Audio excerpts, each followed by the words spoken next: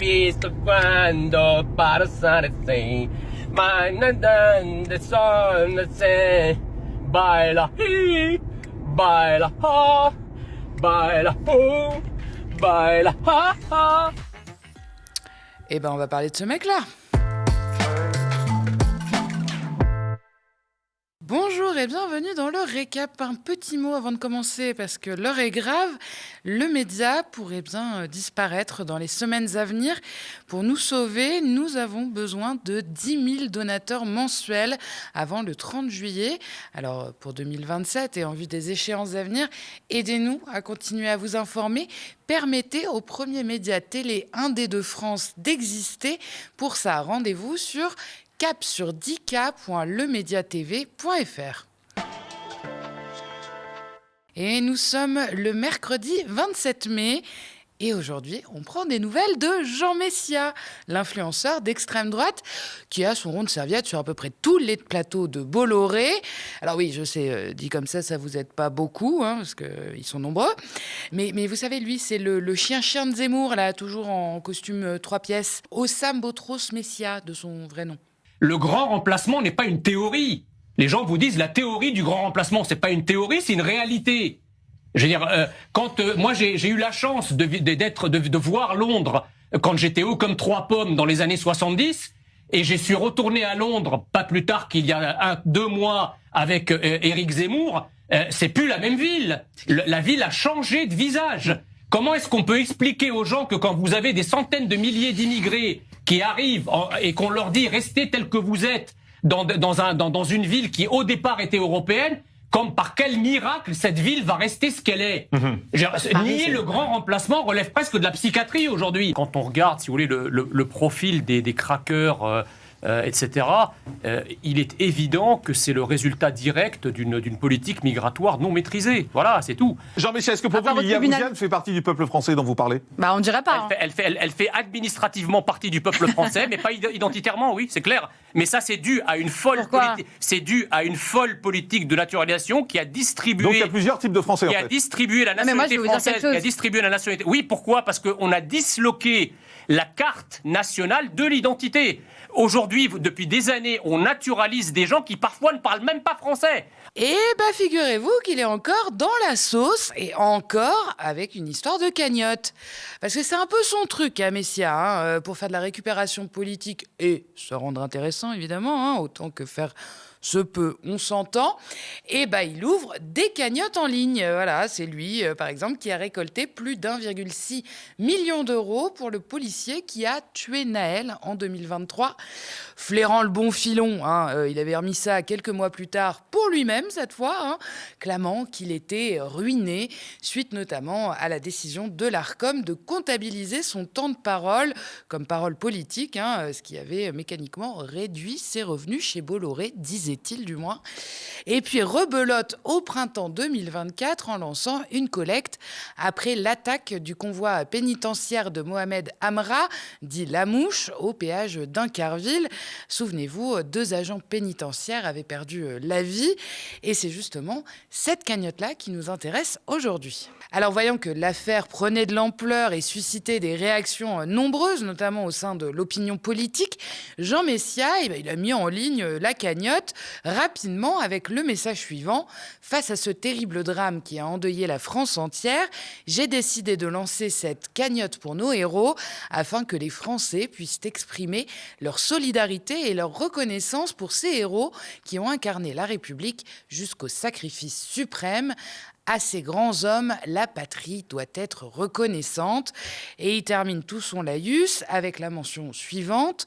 Tous les dons récoltés par cette cagnotte seront intégralement reversés aux familles des victimes afin de les aider à surmonter cette terrible épreuve. Bon, jusque-là, tout va bien, sauf que tout ne semble pas s'être vraiment passé comme prévu.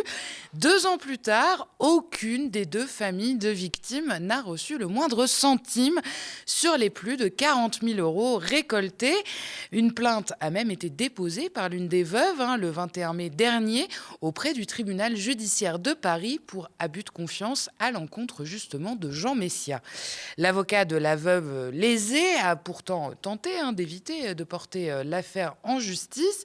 D'après le Parisien, le polémiste aurait tenté de se défausser en jurant que la plateforme ne lui permettait techniquement, c'est important, techniquement pas de retirer les fonds lui-même. D'après lui, les seuls bénéficiaires, ici donc les 2 veuves, y étaient autorisés. Ah oui, mais la plateforme GoFundMe a démenti catégoriquement ces propos, confirmant au contraire que le créateur d'une cagnotte était tout à fait autorisé, ce qui est assez logique, à récupérer les fonds. Et d'ailleurs, il s'est pas gêné, Jean Messia, pour le faire, confirme la plateforme une fois encore. Donc Jean Messia, il s'est viré tranquillement les 42 000 € et des poussières destinés aux familles des victimes en toute décontraction. Les virements sont d'ailleurs datés des mois de mai et juin 2024, ainsi qu'un autre versement 1 an plus tard. Et une enquête préliminaire a été ouverte, a-t-on appris. De son côté, Messia, il nie tout en bloc. Il dénonce une cabale lancée par un avocat et un journaliste en mal de notoriété, dit-il, dont le but serait d'abattre un adversaire politique. Bon, alors, on rappelle quand même que ce monsieur ne fait rien d'autre que donner son avis sporadiquement sur les plateaux de télé et tenter d'exister dans toutes les officines d'extrême droite. On voit pas bien de quel adversaire politique on parle ici, mais laissons-le dans son délire. La famille plaignante, elle en prend aussi pour son grade sur X. Messia écrit qu'une seule des 2 familles a cédé à cette instrumentalisation et a porté plainte. L'autre est resté digne. Il continue à clamer son innocence et charge donc la plateforme de dons d'avoir commis, je cite, une grave erreur due à des défaillances internes ayant abouti, alors que je n'ai jamais été bénéficiaire de cette cagnotte, ni demandé à l'être, à virer les fonds sur mon compte bancaire, dit-il. Il déclare déposer plainte et promet le remboursement des sommes indûment touchées auprès des victimes en 48 heures. Donc, si on résume, ça fait plus d'1 an que le type a reçu 42 000 balles là, sur son compte, par erreur, dit-il, et c'est seulement maintenant, acculé par la presse et menacé de poursuites judiciaires, qu'il propose de rendre leur argent aux familles des victimes. Et il faudrait encore qu'on se dise que ce type est de bonne foi. Ouais, audacieux. Alors, surtout que c'est pas une première, vraiment, cette affaire-là. Il y a un petit pattern quand même d'escroquerie qui commence à doucement se dessiner avec Messia. Déjà à l'époque de la cagnotte de Naël, ça s'était pas vraiment très bien passé. La famille du policier avait dénoncé, je cite, des manœuvres frauduleuses et des mensonges de Jean Messia visant à tromper les donateurs pour récolter des fonds. Suite à ces déclarations, une enquête avait été ouverte pour escroquerie en bande organisée, recel d'escroquerie en bande organisée, détournement de finalité d'un traitement de données à caractère personnel et recel de détournement de finalité d'un traitement de données à caractère personnel.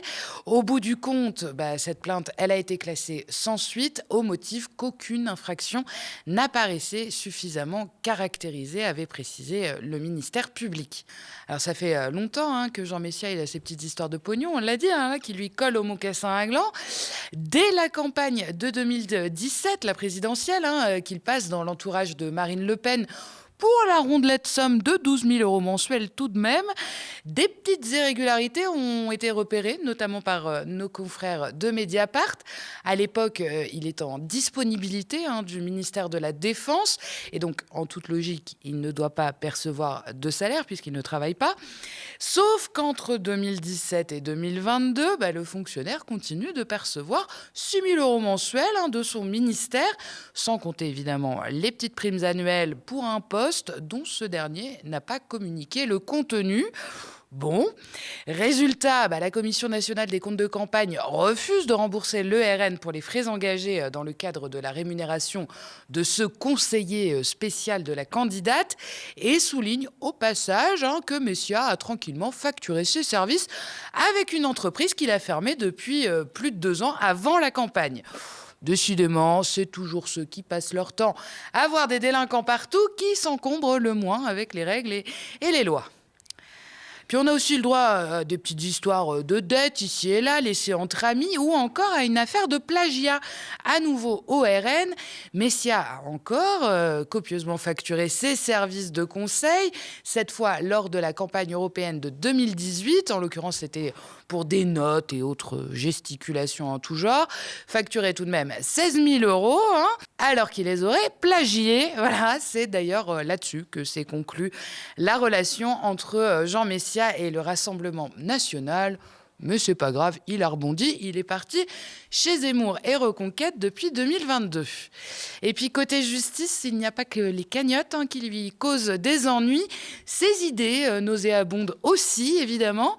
Après la mort de Quentin Derenque, le néo-nazi de Lyon, Jean Messia s'est fait épingler pour un tweet appelant au meurtre d'antifascistes. Il écrivait sur X: « Exterminer les antifas un par un. Les antifas sont les seuls uniques nazis aujourd'hui. Il faut les éradiquer. » Alors, il supprime 3 jours après la publication, mais c'est trop tard.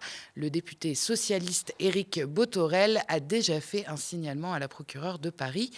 Affaire au pluriel à suivre. Et avant de continuer, on vous rappelle notre objectif, 10 000 donateurs mensuels avant le 30 juillet pour sauver le média, le premier média télé indé de France. Il ne peut quand même pas disparaître juste avant 2027. Aidez-nous, c'est à partir de 5 € par mois et c'est défiscalisable. Pour ça, rendez-vous sur capsurdika.lemediatv.fr. Notre survie ne dépend que de vous. Et puis vous le savez, si vous aimez le récap et que vous avez envie qu'on discute ensemble de l'émission, je vous attends sur le canal Instagram. Le lien pour le rejoindre est dans la barre d'infos. Et on continue avec l'actualité internationale et le gouvernement continue à son tour de détricoter les acquis sociaux. Hier, les députés ont approuvé la réduction de la durée d'indemnisation du chômage en cas de rupture conventionnelle. La loi prévoit notamment de ramener de 18 à 15 mois la durée maximale d'indemnisation pour les allocataires âgés de moins de 55 ans. Cette durée serait fixée à 20,5 mois pour les plus de 55 ans. Le gouvernement estime que ce texte permettra d'économiser 1 milliard d'euros. À gauche, on dénonce des économies injustes sur le dos des chômeurs. La France insoumise et les écologistes ont donc voté contre, mais le PS a décidé de s'abstenir. Au total, c'est 186 députés qui ont approuvé ce texte, contre seulement 60 opposants. Le texte fera l'objet d'un vote solennel le 2 juin, soit mardi prochain. Et on poursuit avec un point sur le dôme de chaleur qui s'est abattu sur la France. Les températures peuvent encore atteindre jusqu'à 38 degrés, voire 39 ces prochains jours dans certaines régions, a annoncé Météo France. En moyenne, ces températures records pour un mois de mai montent jusqu'à 15 degrés au-dessus des normales saisonnières.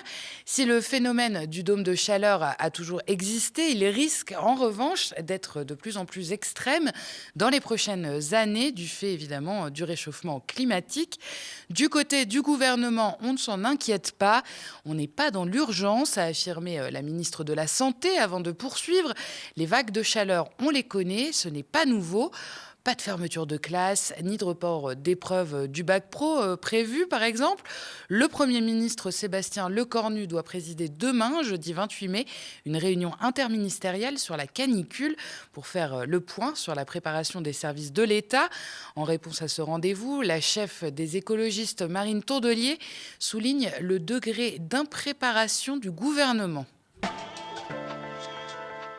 Et on retourne à Sainte-Soline. Libération et Mediapart ont révélé dans une enquête conjointe que le tir d'un gendarme ayant gravement blessé Serge, un manifestant, était en réalité un tir tendu réalisé depuis un véhicule blindé de la gendarmerie. Les deux médias ont analysé plus de 2000 vidéos issues des caméras piétons des gendarmes, de journalistes et de manifestants présents ce jour-là pour arriver à cette conclusion. L'inspection générale de la gendarmerie nationale, l'IGGN et la justice avaient pourtant considéré être dans l'incapacité d'identifier la personne ayant engagé le pronostic vital du manifestant. Nos confrères l'ont fait. Interpellé à ce sujet à l'Assemblée nationale, le ministre de l'Intérieur, Laurent Nunez, continue de défendre les forces de l'ordre. En tout état de cause, moi, comme ministre de l'Intérieur, je veux apporter mon soutien aux gendarmes et aux policiers chaque fois qu'ils ont à assurer une mission de maintien de l'ordre. Ils le font dans une proportionnalité et sous un contrôle strict des autorités de l'Inspection générale de la police, de la gendarmerie et des magistrats judiciaires, a réaffirmé Laurent Nunez. Et on termine avec l'actualité internationale. 2 frappes de l'armée israélienne ont tué 7 personnes ce mardi 26 mai, annonce la défense civile du territoire palestinien. Israël rapporte que ces attaques visaient le nouveau chef du Hamas. Le commandant de la branche armée de l'organisation terroriste Hamas à Gaza a été éliminé hier, a déclaré sur Twitter le ministre de la Défense israélien, Israël Katz. À l'heure où nous tournons ce récap, le Hamas n'a pas encore fait de déclaration officielle à ce sujet. En parallèle de ces frappes, Israël étend ses opérations terrestres et bombarde massivement le Liban. Dans la journée du mardi 26 mai, 31 personnes auraient été tuées et 40 autres blessées, selon le dernier bilan des autorités libanaises, et ce, malgré le cessez-le-feu en vigueur depuis le 13 avril. De nouvelles négociations entre les deux parties doivent avoir lieu à Washington les 2 et 3 juin. On en reparle dans les prochains jours. Merci d'avoir regardé cette nouvelle édition du Récap. N'hésitez pas à nous laisser vos impressions en commentaire si vous nous regardez sur YouTube ou via email si vous nous regardez à la télé.